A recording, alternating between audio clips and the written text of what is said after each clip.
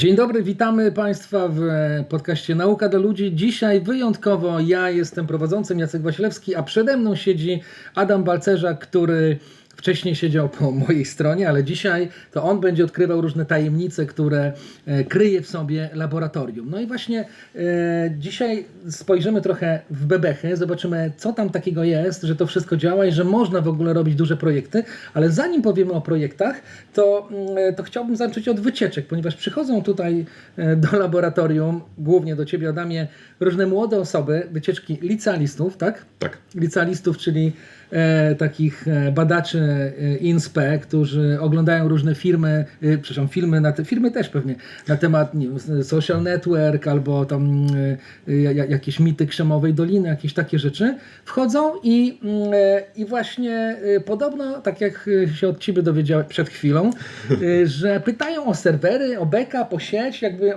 o jakieś takie wyzwania związane z budową lokalnej infrastruktury. Jak to wygląda? Jakie są te pytania? No i co im odpowiadasz? Dzień dobry. Bardzo często jest tak, że rzeczywiście przychodzą do nas licealiści i spotykamy się przez to, że mamy jednostkę taką bardzo nowoczesną, co od razu widać, jak tylko padają hasła typu biometria chociażby, czy macierz, czy jakieś inne rzeczy związane z utrzymaniem tych wszystkich naszych zabawek i prowadzeniem badań.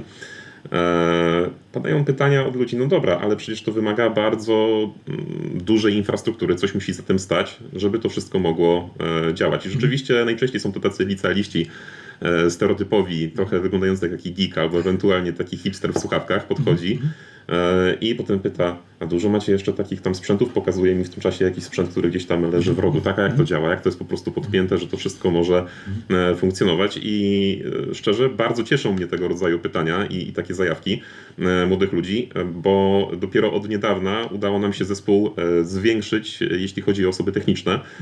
Przez wiele lat zajmowałem się tym tylko sam, a takie osoby, które przychodzą, mogą być też fajnym narybkiem nie tylko do pracy takiej badawczej, ale też do tej pracy u podstaw takiej pracy technicznej, bez której żaden projekt się odbyć nie może. No właśnie, bo Ty, rozumiem, wcześniej byłeś tym zmęczonym ciągle człowiekiem, który musiał ogarniać, żeby te wszystkie rzeczy działały. To jakie rzeczywiście były, od czego to się zaczęło? No bo byłeś od samego początku w labie, można było powiedzieć, że byłeś tym procesorem labu, który wiele rzeczy ogarniał i od czego to się zaczęło i jakby co było takim bodźcem do zmian? Czy to były projekty właśnie które robiliście? Projekty z firmami, czy to była raczej ogólnie taka zajawka, żeby rosnąć, mieć coraz lepsze zabawki? To jest tak naprawdę konsekwencja takiego rozwoju technologicznego, który nastąpił i tego, jak te media się zaczęły zmieniać, które były u podstaw działalności labu. Bo na początku tak się koncentrowaliśmy głównie na tych mediach klasycznych, podstawowych, radio, prasa, telewizja. No ja pamiętam jeszcze Tomek Geskowski zamawiał monitoring cały, tak, że się tak. Był dostęp do gazet, jeszcze na świecie były gazety. To cały czas jest, my cały czas to utrzymujemy i szczerze powiedziawszy takie bieżące utrzymanie tego wszystkiego w działaniu, jeśli chodzi głównie o radio, telewizję i o prasę, są najbardziej cały czas wymagającymi rzeczami. Czyli powiedzmy sobie szczerze, jeżeli ktoś chciałby współpracować z labem, to generalnie może mieć taką informację, że my mamy że my zbieramy to, co jest w telewizji, tak, w radiu i w tak. prasie na bieżąco. Tak, jeśli chodzi o radio i telewizję, to mamy tak naprawdę archiwum praktycznie 2 lata wstecz ze wszystkich takich czołowych mediów newsowych. No, co jest bardzo trudne do odzyskania, bo jeżeli ktoś by chciał z tak zwanego szpiega wyciągnąć coś z telewizji, to jest miesiąc, tak? Tak, no u nas tak naprawdę na potrzeby chociażby prac magisterskich czy licencjackich bardzo często korzystają w tej chwili z tego studenci i dostają dostęp do tych danych praktycznie od ręki, więc nie ma Tak, to ja tylko problemu. powiem, proszę Państwa, to jest zupełnie wyjątkowe, bo jeżeli robimy coś dotyczące kampanii i nie jesteśmy w stanie obejrzeć wszystkich rzeczy jednocześnie na wszystkich programach, a będą nam potem potrzebne różne rzeczy, jeżeli chcemy to prześledzić wstecz, no to nie ma takiego miejsca innego jak laboratorium, gdzie jest to możliwe, tak? Tak, to prawda i w bardzo wielu publikacjach też inni badacze dostają takie dostępy i potem oczywiście afiliują nas i wspominają o tym, że to dzięki naszej uprzejmości, więc... No i dzięki Twojemu zorganizowaniu. No tak, no to ten system wymaga bardzo dużych poświęceń czasowych przede wszystkim, tak? Bo też no najwięcej danych gromadzi w czasie rzeczywistym, więc jest najbardziej narażony siłą rzeczy na jakieś awarie, które też się zdarzają oczywiście od czasu do czasu. I co wtedy robisz? No wtedy przede wszystkim trzeba najpierw zdiagnozować, tak? Pierwsze co się robi w tej sytuacji, no to jest wycieczka do serwerowni. W nocy, kiedy się budzisz i dostajesz taki alarm? Tak, mam oczywiście cały system alertów ustawiony na infrastrukturze, nie tylko do tej maszyny, ale też do różnych innych i wtedy widzę, czy to jest coś, co wymaga ode mnie zerwania się i pojechania na miejsce sprawdzenia czegoś. czy może to poczekać. To też są takie rzeczy, które mogą poczekać z naprawą. Tak? Jeżeli sytuacja dotyczy, nie wiem, awarii jakiegoś jednego dysku w macierzy, bez której to awarii i bez tego jednego sprawnego dysku wiem, że ta macierz jest zabezpieczona i może nadal działać. Możesz wtedy zjeść śniadanie z żoną. Normalnie. Tak, wtedy mogę zjeść śniadanie i pojechać i po prostu takiej wymiany dokonać po prostu w pierwszej możliwej chwili, bo i tak nie przeciągam tych wymian, bo też potrzeba czasu na odbudowę tej macierzy. Tak? Ten system działa produkcyjnie nadal, no ale nie będzie działał tak wydajnie, więc tak naprawdę im szybciej się przystąpi do działania, do naprawy, tym lepiej. I najczęściej to są tego typu awarie, szczerze powiedziawszy. Druga taka awaria w sytuacjach, gdzie mamy kwestie związane z nagrywaniem właśnie tych stacji RTV, to jest jakaś utrata sygnału, jakieś prace konserwacyjne na nadajnikach, tak? No my musimy skądś ten sygnał wziąć. Ale dobra, to jak to wygląda? Czy to jest tak, że budzisz się w nocy i żona ci mówi: Adam, znowu tam jedziesz? Czy była taka sytuacja? W nocy tych wypraw było nie tak dużo, natomiast najczęstsze wycieczki są kiedy? Święta, długie weekendy. To jest po prostu zmora każdego, kto pracuje w IT. Wtedy się najczęściej coś dzieje. A dlaczego tak się dzieje? Nie wiem, to jest po prostu prawo Murphy'ego. Zdecydowanie. Okay. Ale to są najczęstsze sytuacje typu sobota, niedziela, tak? I najczęściej to nie są właśnie te dni, kiedy jestem stacjonarnie gdzieś tutaj w Warszawie, tylko jak gdzieś jestem wyjechany, z rodziną mi się o takich rzeczach dowiaduje, to wtedy się robi gorąco i daj Boże, że wtedy to są sytuacje jakieś niekrytyczne. Na szczęście najczęściej są takie nie jakieś bardzo krytyczne, chociaż różne sytuacje się w przeszłości zdarzały. Dobrze, to wróćmy do tych początków, czyli prasa, radio, telewizja. Był wtedy jeden okulograf. Tak. Zaczynaliśmy od jednego okulografu i od krablowania internetu. Jak to wygląda teraz, kiedy już jest jakiś rodzaj lokalnej potęgi? Teraz jest to zupełnie inaczej, dlatego że ten jeden okulograf, też warto o tym wspomnieć, to była taka sytuacja, kiedy dopiero raczkowała ta okulografia, czyli śledzenie ruchów gałek ocznych. I jeszcze to było na takim bardzo starym oprogramowaniu, które pozwalało tylko i wyłącznie śledzić ten jeden sensor. Tak, do tego zmierzam, jak to się rozwinęło, czyli tylko mogliśmy badać to, na to, co i jak, w jaki ktoś sposób patrzy na jakiś bodziec typu tam reklama, prawda, film, nie wiem, rozkładówka z książki, tak, PDF, tak ja dalej. tylko przypomnę, że na zewnątrz murów uniwersyteckich to się nazywa eye tracking, Tak. Ale my tutaj jakby Po polsku używamy okulograf tak się przyjęło. Tak. Więc ten rozwój technologiczny, który nastąpił, pozwolił nam na podpinanie kolejnych różnych sensorów, które pozwalają nam na badanie takiej reakcji psychofizjologicznej człowieka. Co mam na myśli? Oprócz tego okulografu możemy w nowym zupełnie oprogramowaniu, którym dysponujemy od kilku lat i które się nazywa iMotions, zintegrować inne sensory, takie jak na przykład GSR, który pozwala na sprawdzenie takiego pobudzenia emocjonalnego, które u nas następuje poprzez podpinanie takich dwóch elektrod, które śledzą potliwość skóry tak naprawdę, tak? Czyli takie wyrzuty potliwości na skórze. Możemy też badać emocje najprawdopodobniej przeżywane podczas wyświetlania takiego bodźca na ludzkiej twarzy za pomocą kamery internetowej, która jest po prostu wysokiej rozdzielczości. Czy za pomocą badania zmian mięśni, które mamy na twarzy. Mikroekspresji mięśni twarzy, dokładnie. I ta kamera nagrywa całą twarz. I później następuje taki postprocessing tych danych, czyli przetwarzanie po nagraniu i specjalny algorytm, taką wirtualną siatkę jakby nakłada na naszą twarz i analizuje te skurcze twarzy i na podstawie sieci neuronowej, która działa z tyłu za tym wszystkim, na podstawie innych próbek innych twarzy z całego świata dopasowuje te najprawdopodobniej przeżywane emocje. To jest też mocno powiązane z psychologią, z badaniami Paula Ekmana. Ale ja pamiętam właśnie, jak nie jestem aż tak stary, że pamiętasz, jak Paul Ekman kodował, to był w latach 70. to było specjalna taki arkusz do kodowania, oni siedzieli i zrobili stop klatki i tam sprawdzali, czy jest taka, czy taka emocja. Dzisiaj to wszystko robi komputer.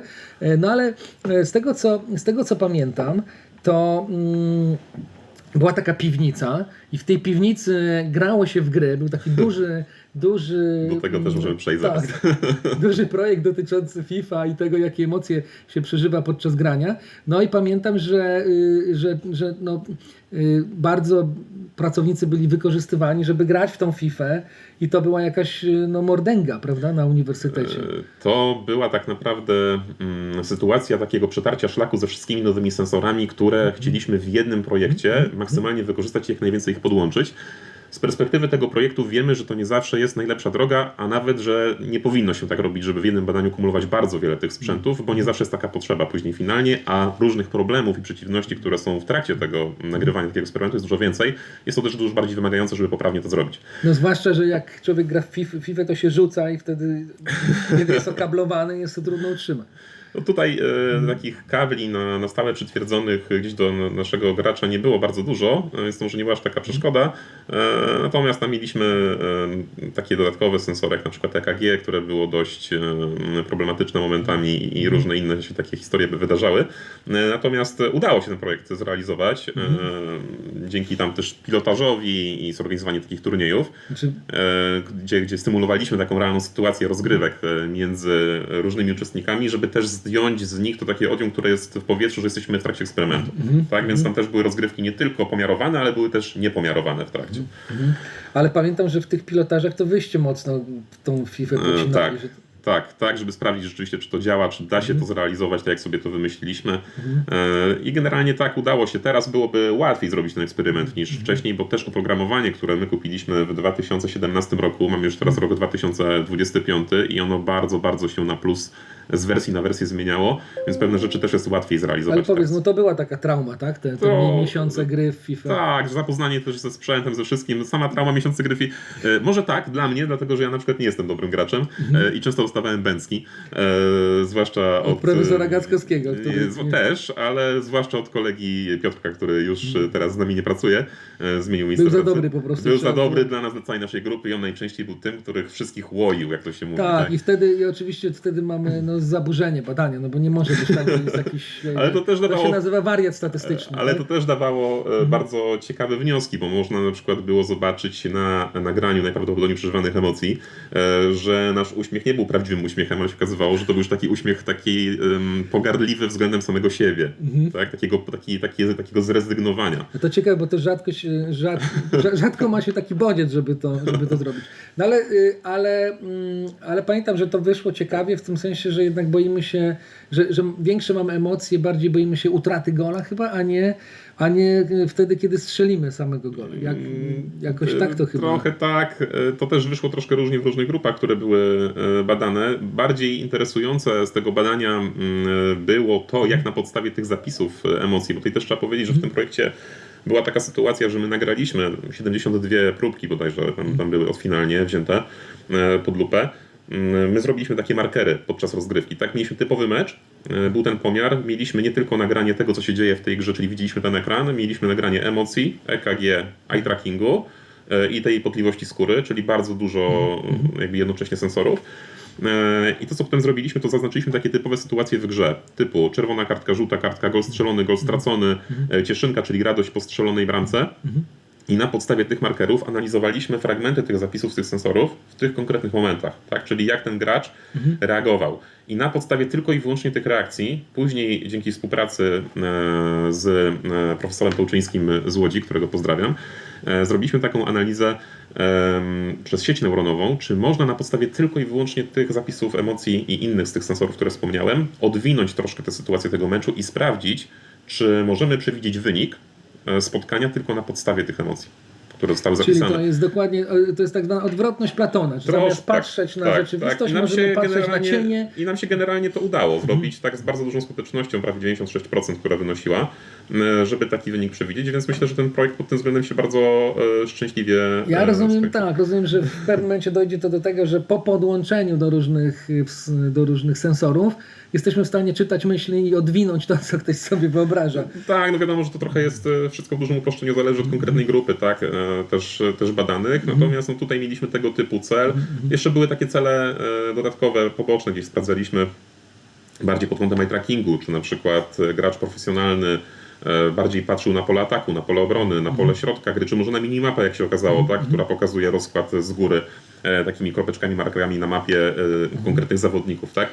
Więc to też są tego typu jakby tematy, które gdzieś dodatkowo nam wyszły i w trakcie, już po nagraniu nawet tego projektu, i to jest właśnie bardzo duża zaleta tych wszystkich projektów biometrycznych, że tu możemy wymyślić badanie, wymyślić bodźce, które pokazujemy, ale pewne rzeczy dotyczące samej analizy już tego projektu i tego, jak chcemy to zrobić, możemy post factum po tym nagraniu wykonywać. To jest bardzo duża zaleta. Adam, jak to się stało, że tego wszystkiego się nauczyłeś? No bo coraz to nowe rzeczy, tak?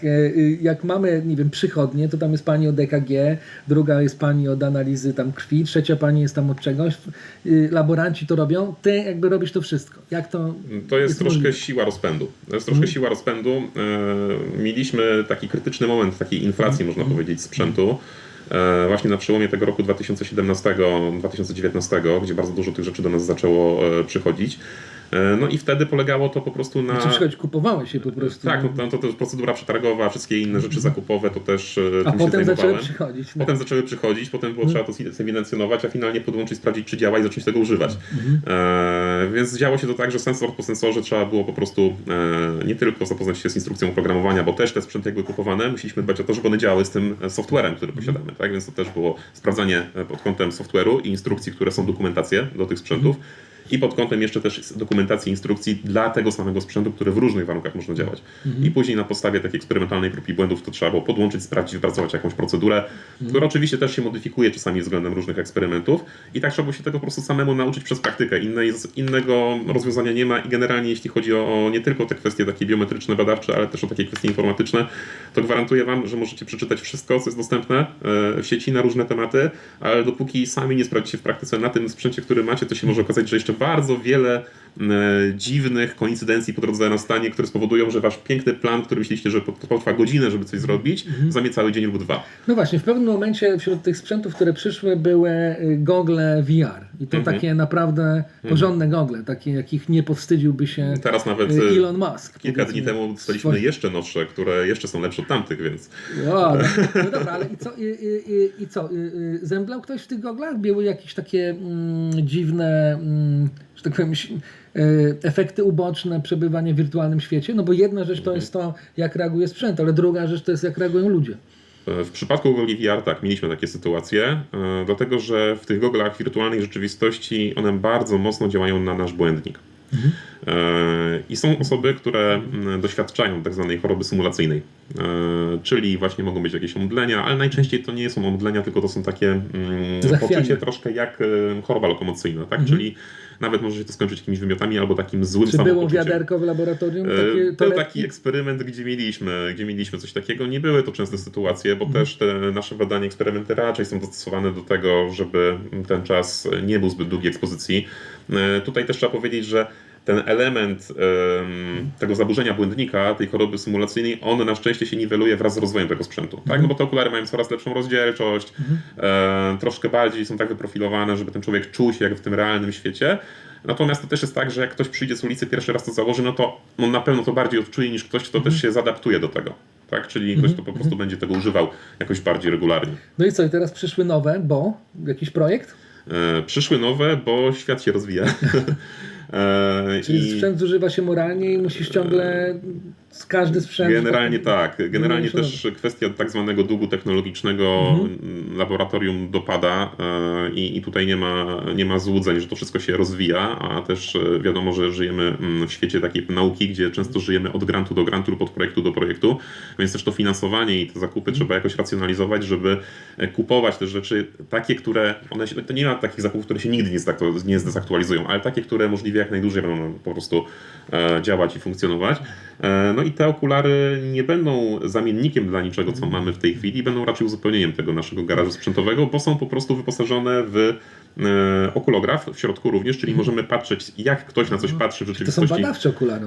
Tak, w rzeczywistości wirtualnej i mają taką przewagę nad innymi rozwiązaniami, które mamy do tej pory, że takie metryki z tego eye trackingu możemy wyciągać nawet dla aplikacji, które niekoniecznie były zaprojektowane pod tym kątem, żeby te dane zbierać tak same z siebie z użyciem tego sprzętu, więc to jest ciekawy taki... Okej, to jaki jest potencjał w takim razie?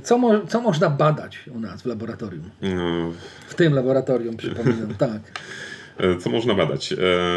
Oprócz tych mediów tradycyjnych, wszystkich przekazów, możemy na przykład badać aplikacje mobilne za pomocą okulografu, czyli usability, user experience, tak? Czyli na przykład ścieżki wykonywania jakiegoś zadania w aplikacji, która została przeprojektowana przez jakiegoś projektanta, też ścieżki błądzenia, żeby sprawdzić, czy to, co projektant sobie wymyślił, pokrywa się z tym, co użytkownik potem robi. Możemy robić badania tak samo aplikacji jakichś takich działających na komputerze w bardzo podobny sposób. Z kwestii takich dziennikarskich to na przykład teraz bardzo mocno weszliśmy w sztuczną inteligencję i dopiero co skończyliśmy robić pomiary w projekcie, gdzie mieliśmy naszych studentów, którzy realizowali zajęcia, na których uczyli się między innymi redakcji depesz dziennikarskich i realizowali takie badanie, jak robią to samodzielnie bez użycia technologii, bez użycia przede wszystkim AI-a i jak to samo robią z użyciem narzędzi typu AI. Tak, dopiero skończyliśmy pomiarowanie, więc jeszcze nie mamy tutaj wniosków. Ale coś pomaga ten AI, czy nie bardzo? Tak jak patrzyłeś pewnie z boku. Monitorowałeś. Na pewno pomaga, ale właściwie użyty, tak? Więc ten I tak human-computer interaction jakby, tak, czyli sprzężenie tych dwóch sił, zwłaszcza jeżeli kompetentny operator stoi po drugiej stronie, na pewno pomoże. Czyli to tak jak z koparką, tak? Że jak jest koparka i umiesz nią kopać, to szybciej kopiesz dół, a jak jest koparka i nie umiesz nią kopać, to i tak jakby... To patrzysz na drążek i nie wiesz, co z nim zrobić. Troszkę tak to wygląda. Tak. Dobra, czyli mamy to. Jest oczywiście więcej tych rzeczy. Te badania gier praktycznie, które przed chwilą wymieniłem, tak, czyli ta FIFA przykładowa, to możemy zrobić podobne badanie na każdej aplikacji, którą jesteśmy w stanie podłączyć do sprzętu z wyjściem HDMI, czyli z każdej konsoli na przykład, tak, byśmy byli w stanie to zrobić. Ale też robiliście badania dotyczące tego, czy uczymy się z goglami VR-owymi. Tak. Właśnie do wirtualnej rzeczywistości jeszcze tutaj nie przeszedłem w tym wątku, ale robiliśmy takie badania z wirtualnej rzeczywistości w ostatnim czasie jeszcze. Nawet inny projekt, gdzie z naszymi partnerami z Francji realizowaliśmy taki projekt, w którym sprawdzaliśmy, jak piloci dronów wykonują misję zwiadowczą, takie typowe zadanie. Były to drony bojowe i oni robili to w okularach właśnie wirtualnej rzeczywistości i dodatkowo z sensorem, który mierzył właśnie potliwość skóry i to pobudzenie emocjonalne, żeby sprawdzić właśnie, jak patrzą w tych goglach, na co patrzą w tym symulatorze podczas robienia tej misji i właśnie czy coś szczególnego ich pobudza w trakcie tego eksperymentu. Tak? To jest też... Niesamowite jest to, że laboratorium działa w ten sposób, że jak tylko powiedziałeś drony bojowe, to od razu wszedł Marcin. No nie? Którego pozdrawiamy i z którym rozmawiałem jakiś czas temu i był też ze mną razem w tym projekcie bardzo mocno, bo nadzorowaliśmy właśnie Francuzów. Niesamowite, że to właśnie tak działasz, tak to jest ustawione. Tak. No i co z tymi dronami? Że ludzie po prostu lecieli sobie tymi dronami w okularach. To była symulacja, tak, i mieli zadanie zwiadowcze, musieli przez kilka checkpointów przelecieć i wykonać po prostu misję. I tutaj zakończyliśmy pomiary, natomiast tu jeszcze kwestia analizy przed nami, na pewno będzie. Jeśli chodzi o to badanie, o którym wspomniałeś na temat edukacji, to tu było podejście, które robiła dr Karolina Brylska. Którą też pozdrawiamy. Też pozdrawiamy oczywiście.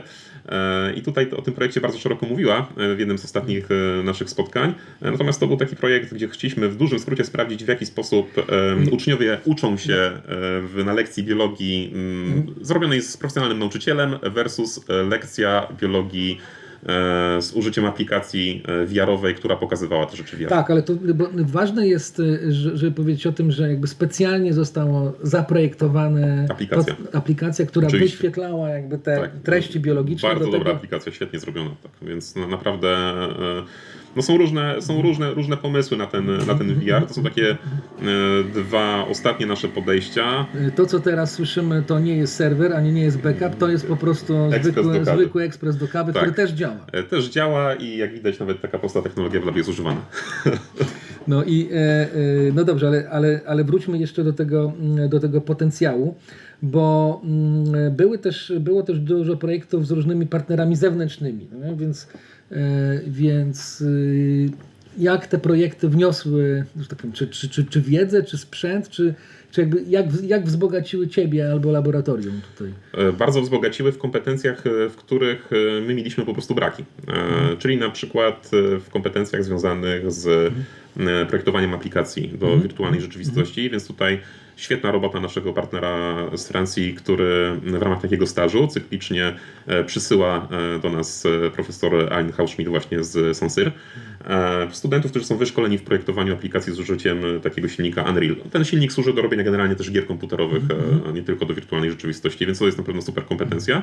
My daliśmy z kolei do tego projektu kompetencje nasze w postaci sprzętu, w postaci tego, jak ten sprzęt działa w oprogramowaniu, tak żeby oni potrafili zintegrować to z aplikacją, którą robią. No ale też wielka rola, żeby pokazać, po co my to robimy, jak robimy te wszystkie badania, żeby widzieli, jak ta procedura zachodzi. No i też uczą się analizy takiej podstawowej danych i przeprowadzania eksperymentu. Tak więc to jest taki barter, gdzie my dajemy nasze kompetencje, oni dają swoje kompetencje. No ale takich sytuacji jest więcej. Głównie właśnie te dotyczące wirtualnej rzeczywistości. Czasami są to też takie kompetencje czysto gdzieś zachodzące o sprzęt, tak? Gdzie na przykład mieliśmy taką sytuację, że nie mieliśmy okularów, które się na przykład nadają do jakiegoś eksperymentu, no to jakiś partner nam przywiózł takie okulary, prawda? Więc to też w zależności od projektu różne te rzeczy kombinujemy tak, żeby łączyć siły. Czyli rozumiem, że Lab działa trochę jak taki hub, tak? Że tak jakby przyczepią z różnych stron różnych partnerów i dzięki temu może wykonywać bardzo skomplikowane... Tak, często jest też tak, że te kompetencje, które się nam przydają, są typowo badawcze i ściągamy je z wewnątrz uniwersytetu. Tak? No to teraz na przykład tak się dzieje, gdzie realizujemy różne projekty z wydziałami neofilologii, prawda, lingwistyki stosowanej, zarządzania, więc jest nauk politycznych, tak, i studiów międzynarodowych, więc i są te rzeczy też na zasadzie takiej wewnętrznej wymiany wiedzy, gdzie ktoś z zewnątrz z doświadczeniem badawczym często pokazuje, że ten nasz sprzęt też można wykorzystać bardzo interdyscyplinarnie, nie tylko do badań mediów i użyć ich po prostu do sprawdzenia innych kompetencji. Więc to też jak najbardziej robimy. Czy takie instytucje jak samorządy, miasta bądź jakieś duże spółki Skarbu Państwa zgłaszają się i wykorzystują ten potencjał? Bo zanim się zrobi wyobrażam sobie, że zanim się by przebudowało wielki, nie wiem, sąd okręgowy w Warszawie, gdzie zawsze się gubię, nigdy nie wiem w jaki sposób tam przejść, ale po zrobieniu takich testów szaty informacyjnej naprawdę myślę, że to bardzo by pomogło, bo ludzie spędzają tam 3 razy więcej czasu niż powinni. Ale czy jakby zgłaszają się, bo wiedzą, co można zrobić, czy to jest jeszcze kwestia edukacji, że takie rzeczy w Polsce są możliwe? Zapytania się zdarzają, czasami się trafiają tacy fajni pasjonaci w instytucjach czy tych firmach, o których wspomniałeś, którzy widzą taką potrzebę, ale niestety często w naszej rzeczywistości jest tak, że oni są potem gdzieś stłamszeni przez górę, kiedy okazuje się, że operacyjnie trzeba zrobić X rzeczy, żeby takie badanie móc wykonać. Tak? Czyli to jest kwestia raz ściągnięcia badacza, opłacenia tego wszystkiego, tak? Współpraca na zasadzie też całej tej biurokracji, która wymaga po prostu przepuszczenia tego przez uniwersytet. Oczywiście to się udaje coraz częściej, żeby to zrobić, więc tego typu zapytania się zdarzają, natomiast my staramy się skupiać głównie na naszej pracy takiej badawczej na uniwersytecie w ramach projektów, które realizujemy, a nie na tym, żeby robić te rzeczy bardzo na zewnątrz. Żeby być firmą usługową. Tak. Tak, dlatego że nam zależy na tym, żebyśmy po prostu dostarczali przede wszystkim publikacje naukowe z tych projektów, które realizujemy i żeby one były ważne społecznie. Tak? Żeby były ważne społecznie w rozumieniu też kryteriów takich. To do jakich tematów zachęcasz, tak? Czyli co instytucje mogłyby wnieść, a przy okazji wynieść coś swojego? Czyli jakie to są obszary, gdzie ostatnio właśnie laboratorium publikuje? To, na czym teraz nam zależy, to przede wszystkim ta sztuczna inteligencja i sprawdzenie roli tej sztucznej inteligencji w zmieniającym się świecie od takiej strony społecznej, czyli nie od strony algorytmów, może i działania tego od środka, tylko właśnie tak jak w tym projekcie, który przed chwilą wspomniałem, jak ona jest wykorzystywana przez konkretne grupy zawodowe w realizacji jakichś swoich codziennych zadań. I to naprawdę możemy świetnie sprawdzić za pomocą tego sprzętu.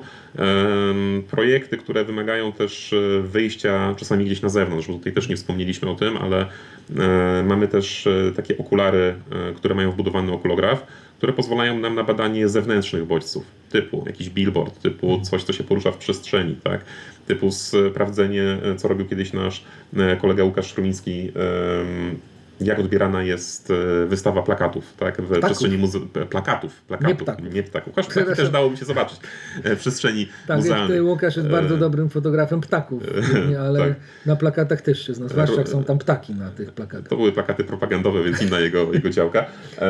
Robiliśmy taki projekt, tutaj taka dygresja a propos tych okularów, gdzie sprawdzaliśmy też operatorów dronów. Swoją drogą coś te drony nam latają często wokół labu, gdzie z kolei nasz kolega dr Strzelecki robił takie badanie w którym sprawdzał, jak operatorzy telewizyjni posługują się takim dronem w trakcie sytuacji takich filmowych, takiego lotu FAULOS, tak? I to też za pomocą tego sprzętu możemy robić, więc gdzieś to wszystko jest na styku. Często i do tego zachęcamy, takich też trochę może grup zawodowych, ale też takiego typowego użycia jakiejś rzeczy, tak? Jakiejś technologii i wszędzie tam, gdzie tą taką psychofizyczną właśnie można sprawdzić zależność naszego organizmu, to jak reagujemy, no to robimy. Oczywiście też triangulujemy, czyli trudne słowo, czyli merge'ujemy, też trudne słowo. Sprawdzamy, czy te deklaratywne dane, czyli to, co ja mówię w wywiadzie lub w ankiecie lub podczas takiego badania fokusowego, jak to się ma do tych danych, które zbierzemy z takiego badania robionego za pomocą tych sensorów biometrycznych. I możemy też sprawdzić, czy ktoś kłamie lub nie, bo te sensory bardzo ciężko oszukać, a wiadomo, jak w doktorze Hausie, że wszyscy kłamią, więc to, co powiemy, niekoniecznie musi mieć związek z rzeczywistością. No dobra, tak mówimy badania, ale jakoś te badania trzeba na tych ludziach robić, czyli trzeba mieć generalnie ludzi, którzy są badani, czyli co, macie jakby cały system rekrutacyjny, umawianie się i tak dalej, jeszcze kwestie etyczne do tego, żeby ich nie skrzywdzić. Jak to wygląda? W sumie to zaczyna się wszystko w tej chwili od tych kwestii etycznych. Tak? Czyli zanim w ogóle wymyślimy to, co chcemy zbadać, musimy przejść przez komisję do spraw etyki, która działa na Uniwersytecie Warszawskim. Tak, dodajmy, że ona jest niezależna, że to nie są boty, ani jakieś są prawdziwi ludzie. Są prawdziwi ludzie. I musimy wypełnić bardzo szczegółowy wniosek, na kim chcemy zrobić badanie, czego to badanie ma dotyczyć, jak wygląda procedura, jak są przetwarzane dane. Wszystkie te rzeczy musimy tam uwzględnić i taka komisja się zbiera raz w miesiącu, opiniuje te projekty wniosków. Mamy już jakieś doświadczenie, więc też wiemy, o czym należy pamiętać, żeby taki wniosek zawierał pewne rzeczy i dostajemy wtedy zgodę bądź warunkową, która pokazuje nam, co jeszcze trzeba poprawić w tym wniosku, wtedy wracamy z poprawkami, bądź też taką finalną, która pozwala na robienie badań, to się od tego zaczyna. No i później przechodzimy do tego etapu rekrutacji. No i ten etap rekrutacji oczywiście zależy od tego, kogo chcemy zbadać, z jakiego środowiska bierzemy tych ludzi. Jeżeli bierzemy studentów, czy to naszych wydziałowych, czy powiedzmy bardziej ogólnie z puli uniwersyteckiej, no to od niedawna mamy taki system SONA i ten system pozwala nam na taki barter. Tak? Czyli narzędzie cyfrowe. Narzędzie cyfrowe, taki panel w internecie, gdzie student, który jest chętny do wzięcia udziału w różnych badaniach, rejestruje się w tym systemie, on widzi listę aktualnie prowadzonych badań i za uczestnictwo w każdym z tych badań dostaje takie punkty. Czyli takie małe czekoladki. Małe czekoladki, tak, takie są marchewki po prostu. I później te czekoladki, te punkty wymienia na taki... Marchewki to bardziej dla królików doświadczalne. Dla studentów właśnie takie małe przyjemnostki. Tak, i potem te małe czekoladki zmienia na dużą czekoladkę w postaci punktu ECTS. Tak? I ten punkt ECTS już pozwala na to, żeby na przykład zaliczyć jakiś przedmiot ogólnouniwersytecki, czy jakieś tam inne rzeczy w toku studiów. Więc to jest jedna z metod, która dość skutecznie działa, zwłaszcza w przypadku, kiedy mamy eksperymenty zdalne, bo też tego typu eksperymenty realizujemy w labie od jakiegoś czasu. Oprócz tego takie rekrutacje przebiegają czy za pomocą innych narzędzi cyfrowych, własnych zajęć, gdzie też oczywiście prowadzący zachęcają, bo zależy od grupy badawczej bardzo dużo. Szczerze powiedziawszy, dużo cięższe w zrekrutowaniu są sytuacje, kiedy badamy jakieś konkretne środowisko, tak? Czyli tak jak na przykład operatorów dronów, gdzie musimy mieć kogoś, kto po prostu to środowisko zna, prawda? Czy tak jak było u profesora Mierzeckiej ostatnio, z którą rozmawiałem, gdzie mieliśmy badania na temat postaw rodziców dzieci szczepionych i tam mieliśmy rodziców ukraińskich. Teraz mniej jest właśnie tych dzieci szczepionych. Tak, tam mieliśmy takich rodziców i dzieci z Ukrainy i dzieci z Polski, więc to też trzeba wtedy bardzo dużą siłę wykonać, żeby skontaktować się z różnymi placówkami, prawda, zapytać, czy możemy i tak dalej. Więc to zależy bardzo, bardzo od projektu. Zazwyczaj nam się udaje to zrekrutować i ta rekrutacja jest najbardziej newralgiczna wtedy, kiedy chcemy zbadać jakieś zjawisko, które się dzieje tu i teraz. Bo jak chcemy zbadać takie zjawisko, które można w dłuższym okresie czasu badać, no to wtedy wiadomo, że dajemy sobie więcej czasu na realizację tego projektu i jakoś dowieziemy tych respondentów, tak? Natomiast jak mamy taką sytuację, że robimy coś, co wymaga na przykład w oknie tygodniowym zbadania jakiejś sytuacji, no to wtedy jest duży problem z tym, tak? Znaczy jest problem, ale on się rozwiązuje. On się Znaczy jest duży wysiłek. Jest duży wysiłek, i na szczęście udaje nam się to rozwiązywać. Więc to jest ta kwestia. Jak już mamy zrekrutowanych ludzi, no to przechodzimy do pomiarów.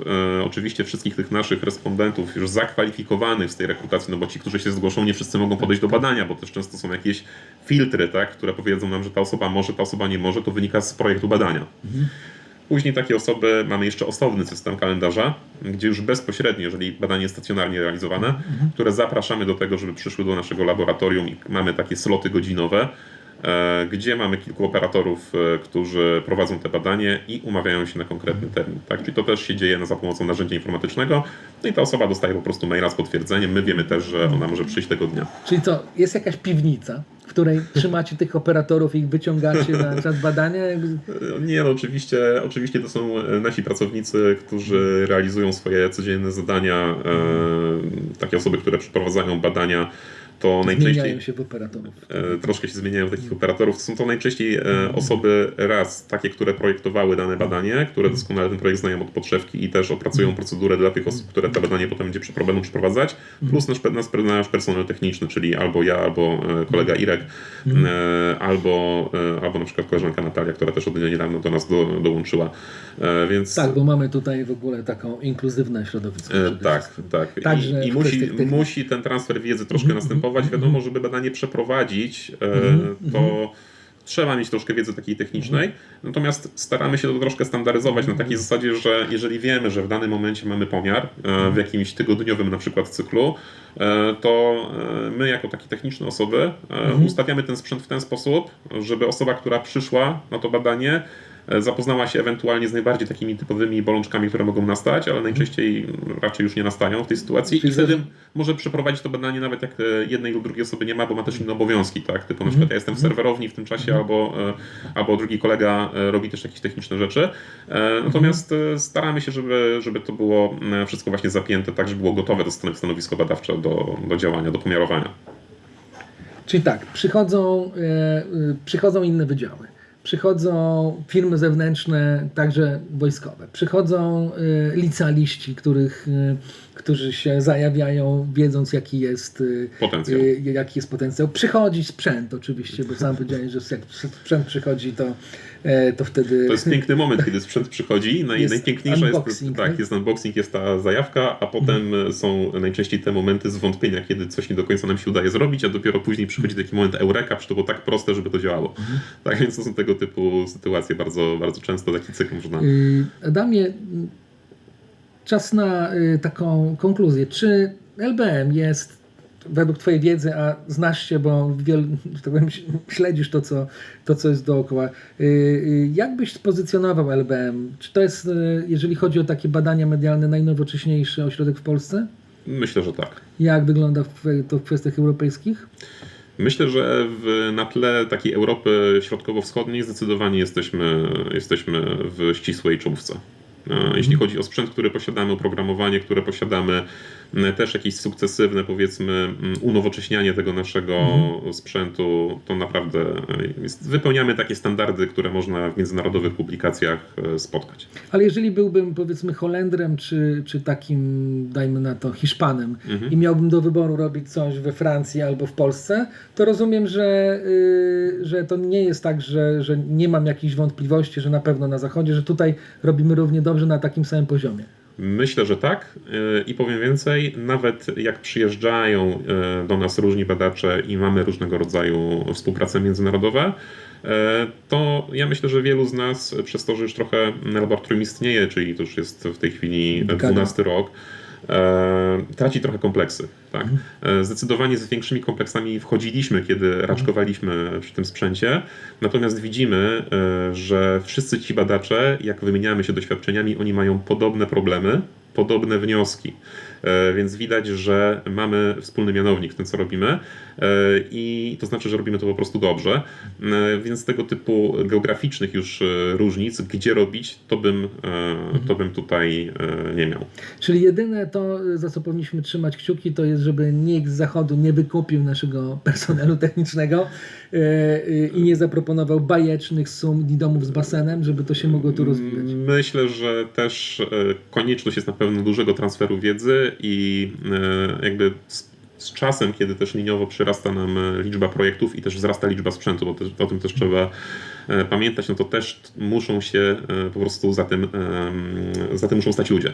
Tak? Czyli też potrzebujemy po prostu kompetentnych ludzi, którzy będą te zadania realizować, żeby nie przytłaczać, tak, tymi rzeczami już też personelu, który mamy. Dlatego też od dłuższego czasu staramy się realizować projekty tak, żeby te kompetencje dystrybuować po zespole, tak, żeby ten transfer wiedzy był i żeby pewne zadania mogły się realizować oczywiście z wiedzą tych osób z zespołu, ale tak, żeby też nie wszyscy byli we wszystkim, bo nie da się zrobić dobrze działającej firmy, jeżeli na koniec dnia wszystko musi być na 2 osobach, powiedzmy, czy na 3 osobach, tak, czy na 1 osobie, bo to wtedy po prostu nie ma prawa dobrze działać.